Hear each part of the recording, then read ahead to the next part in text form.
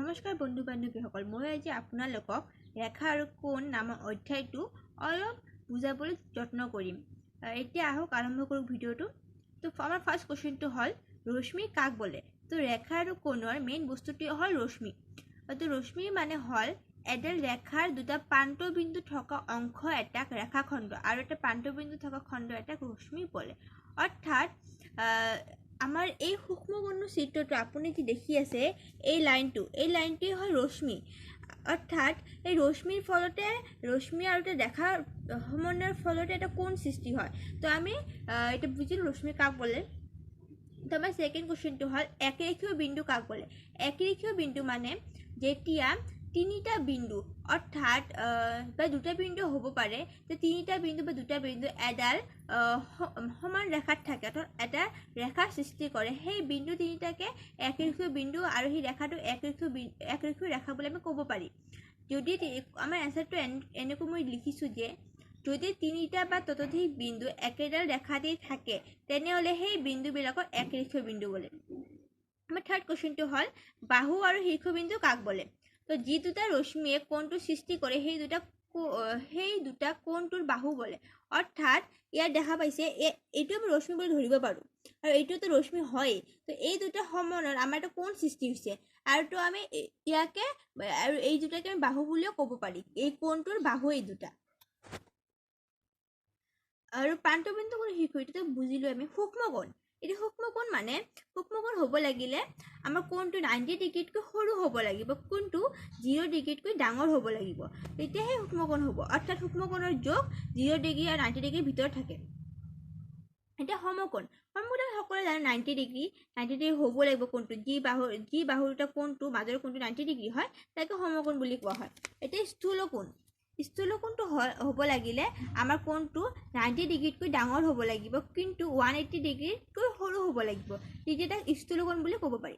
এতিয়া আমাৰ next question বলক।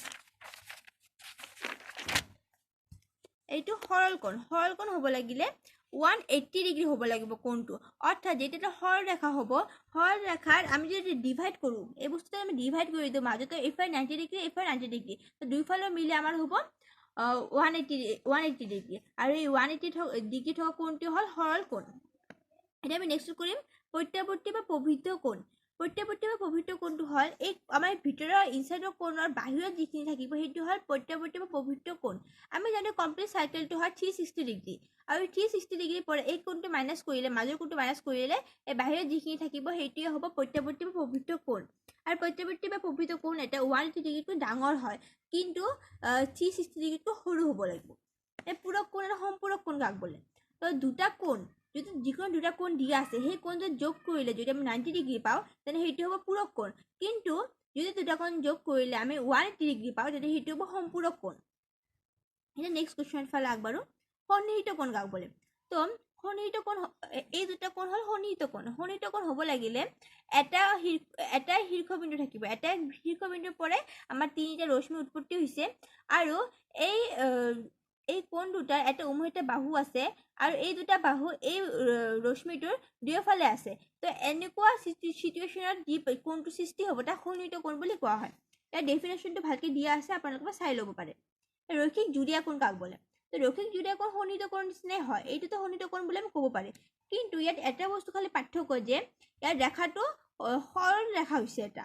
তো এনেকুৱা সৰল ৰেখা থাকিলে তাক ৰৈখিক জুৰীয়া কোণ বুলি কোৱা হয়, আৰু যদি এনেকৈ তেৰা-বেৰা ৰেখা থাকে তো সেইটো হ'ব সন্নিহিত কোণ, কিন্তু সৰল ৰেখা থাকে সেইটো হ'ব ৰৈখিক জুৰীয়া কোণ। এইবাৰ লাষ্ট কুৱেশ্যনটো আজি বুজাই শেষ কৰিম এই পাৰ্টটো, সেইটো হ'ল বিপৰীত কোণ। বিপৰীত কোণ মানে হ'ল যেতিয়া দুডাল ৰেখাই পৰস্পৰ ছেদ কৰিব এই মাজৰ বিন্দুটোত, তেতিয়া এইফালে চাৰিফালে যিবিলাক কোণ সৃষ্টি হ'ব সেই দুটা কোণ, এইটা কোণ আৰু এইটা কোণ পৰস্পৰ সমান, আৰু এইটা পৰস্পৰ সমান, এইবিলাক কোণক বিপৰীত কোণ বা বিপৰীত কোণ বুলি ক'ব পাৰি। তো বন্ধু বান্ধৱীসকল ভিডিঅ'টো কেনে লাগিলে, যদি ভাল লাগে তো লাইক কৰিব, শ্বেয়াৰ কৰিবলৈ নাপাহৰিব, আৰু আপোনালোকে যি চেপ্টাৰৰ ভিডিঅ'টো পাব বিচাৰে মোক কমেণ্টত জনাব, আৰু মোৰ চেনেলটো ছাবস্ক্ৰাইব কৰিবলৈ নাপাহৰিব। ধন্যবাদ।